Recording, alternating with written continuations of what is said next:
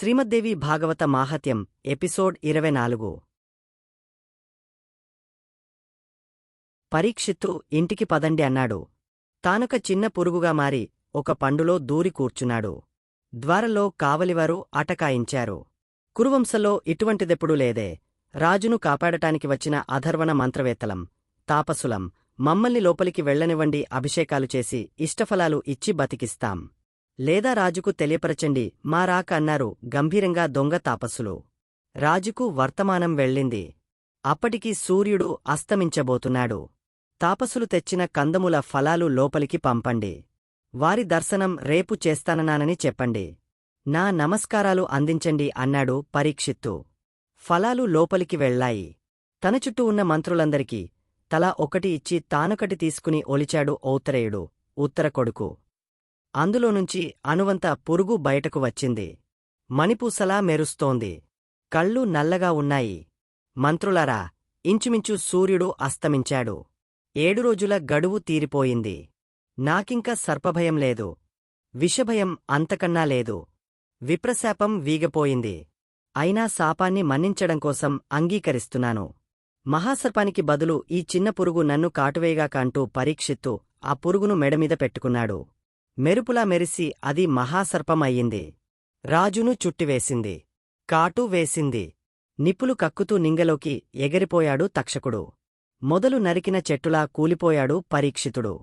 అంగరక్షకులు, మహామంత్రులు కకావికలయ్యారు. హాహాకారాలు మిన్నుముట్టాయి. నింగలో నిప్పుముద్దలా ఎగిరిపడుతున్న తక్షకుణ్ణి చూసి ప్రజలు భయభ్రాంతులయ్యారు. ప్రపంచమే తగులబడిపోతుందని భావించారు. పరీక్షితుడి కుమారుడు మరీ పసిబాలుడు. అందుకని పురోహితులే వేదమంత్రాలతో యథావిధిగా మహారాజుకు ఉత్తరక్రియలు జరిపారు. దుర్మరణం పాలైన పరీక్షిత్తు దేహాన్ని గంధాగురుతరకాష్ట్యాలతో గంగాతీరంలో అగ్నికి ఆహుతి చేశారు. అన్నవస్త్ర గోసహస్రదాన ధర్మాలు పుష్కలంగా జరిపించారు. రోజులు గడిచాయి.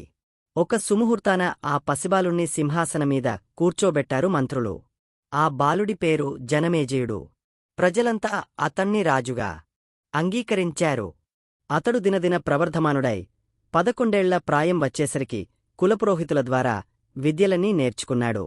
కృపాచార్యుడు ధనుర్వేదం మొత్తం నేర్పాడు. కర్ణార్జునులంతటివాడుగా తీర్చిదిద్దాడు.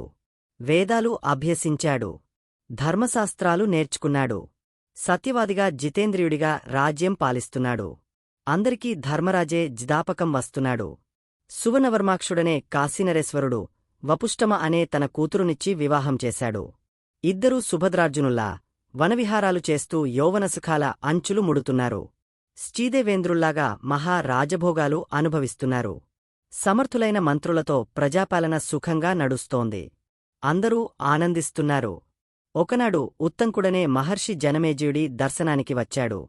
ఇతడు తక్షకుడి చేతిలో మోసుపోయినవాడు. ప్రతీకారం తీర్చుకోడానికి మార్గం అన్వేషిస్తూ జనమేజయుడి దగ్గరికి వచ్చాడు. వస్తూనే రెచ్చగొట్టే మాటలు పలికాడు. జనమేజయ, నిన్ను చూస్తుంటే జాలివేస్తోంది. కార్యాకార్యాలు తెలుసుకోలేని పసిబాలుడిలా కనిపిస్తున్నావు. చేయవలసిందేమో చేయడం లేదు, చేయకూడనివన్నీ చేస్తున్నావు. కసి పౌరుషం లేని నీవంటి చప్పటి మనిషికి నేనేమి చెప్పి ఏమి ప్రయోజనం? తంత్రం తెలీదు, మంత్రం తెలీదు, ఎవరు శత్రువులో అంతకన్నా తెలీదు. అన్నీ బాలచేష్టలు అంటూ తలత్రిప్పి చీదరింపుగా గొనుక్కున్నాడు. ఉత్తంకర్షి, నీ మాటలు నాకేమీ అర్థం కావడం లేదు. నేను ఏ వైరాన్ని తెలుసుకోలేదు, ఏ ప్రతీకారం చేయలేదు. వివరంగా చెప్పు. అప్పుడు ఏం చేయాలో అది చేస్తాను. రాజా, తెలీదన్నావు కాబట్టి చెబుతున్నాను. విను. మీ నాన్న ఎలా చనిపోయాడో తెలుసా? సహజమరణం కాదు, దుర్మరణం. తక్షకుడనే సర్పదుష్టుడు పొట్టన పెట్టుకున్నాడు. కావలిస్తే ఉన్నారుగా నీ వృద్ధమంత్రులు, వారిని అడుగు. జనమేజయుడు వెంటనే మంత్రులను పిలిచి విషయం అడిగాడు. విప్రశాపం కారణంగా తక్షక సర్ప సందష్టుడై పరీక్షిత్తు దివంగతుడైన సంగతిని వారు వివరించి చెప్పారు. అవునుమరి, విప్రశాపం కారణం తప్ప తక్షకుడి తప్పు ఏముంది అని జనమేయుడు ఎదురు ప్రశ్న వేశాడు. ఆహా, అలాగా నాయనా, పుష్కలంగా. ధనమిచ్చి కసిపుణ్ణి వారించలేదా ఆ దుష్టుడు? కాపాడగలిగినవాణ్ణి కొనేసి వెనక్కి దారిమళ్లించినవాడు శత్రువు కాక మిత్రుడవుతాడా? నీకంటే మునిబాలకుడైన రురుడు నయం. వెనకటికి ఒక పాము తాను వివాహమాడబోయిన ప్రమద్వరను కరిచి చంపిందని ప్రతిజ్ఞ చేసి సర్పసంహారం మొదలుపెట్టాడు.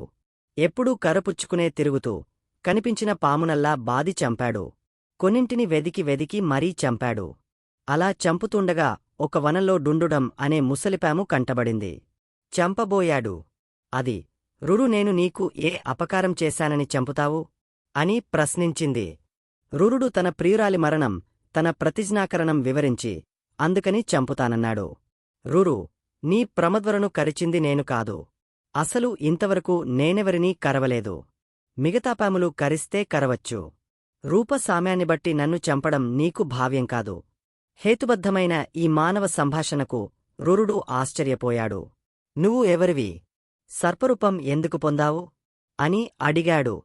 రురు, చెబుతున్నాను, విను. నేను బ్రాహ్మణుణ్ణి. చిన్ననాట నాకో మిత్రుడున్నాడు. అతడి పేరు ఖగముడు. మహాతపస్వి. వట్టి అమాయకుడు.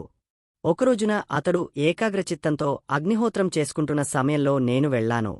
ఎండుగడ్డిని వెంటి చుట్టి తార్లక పాముగా చేసి అతణ్ణి భయపెట్టాను. బాలిచేష్ట. కాని అతడు నిజంగా భయపడిపోయాడు. గజగజ వణికిపోయాడు.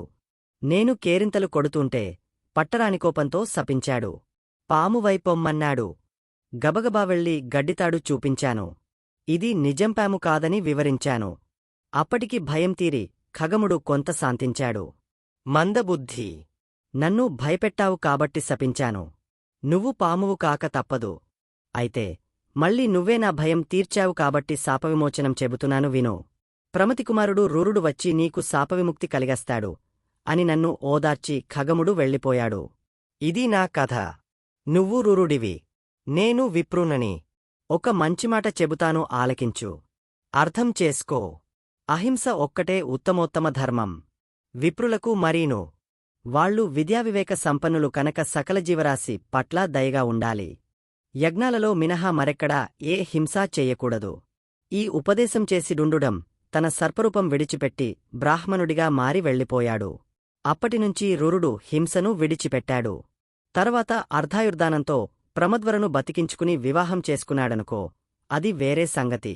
ఇంతకీ జనమేజయ, బ్రాహ్మణుడైనా నీకన్నా ఆ రురుడే నయం. తనకు అపకారం చేసిన సర్పాలమీద కచ్చిపట్టి యుద్ధం ప్రకటించాడు. నువ్వు క్షత్రియుడివయుండి పాములను ఉపేక్షిస్తున్నావు. పితృఘాతకులను సుఖంగా బతకనిస్తున్నావు. అంతరిక్షంలో నీ తండ్రి ప్రతీకారేచ్ఛతో దహించుకుపోతున్నాడు. స్నానపానాదులు వదిలేసి కూర్చున్నాడు. ఈ దుర్గతినుంచి ఉద్ధరించు. సర్పాలను సంహరించు. తండ్రికి ఉన్న వైరాన్ని తీర్చని కొడుకు బతికి ఉండి మృతుడితో సమానం.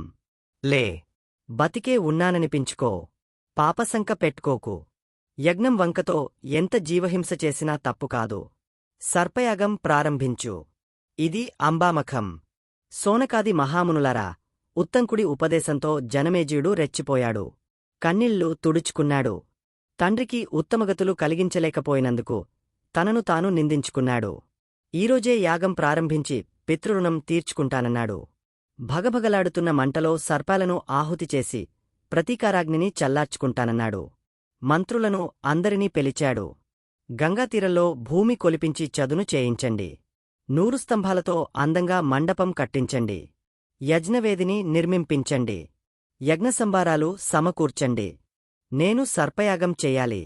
యజ్ఞపశువు తక్షకుడు, యజ్ఞహోత ఉత్తంకుడు, వేదపండితులనందరినీ ఆహ్వానించండి.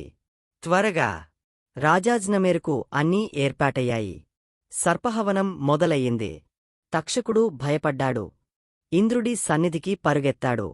అతడు ఓదార్చి అర్ధసింహాసనంలో కూర్చోబెట్టుకుని అభయమిచ్చాడు. ఉత్తంకుడు ఇది గ్రహించాడు. పట్టుదల పెరిగింది. సహేంద్రతక్షకాయ స్వాహ అంటూ ఇంద్రుడితో సహా తక్షకుణ్ణి నిమంత్రించాడు. ఇద్దరు వచ్చి యజ్ఞకుండల్లో రాలిపడాలి. అంతలోకి తక్షకుడు ఆస్తికుణ్ణి తలచుకొన్నాడు. అతడు యాయావరకులోద్భవుడు, ధర్మాత్ముడు, జరత్కారుని కొడుకు.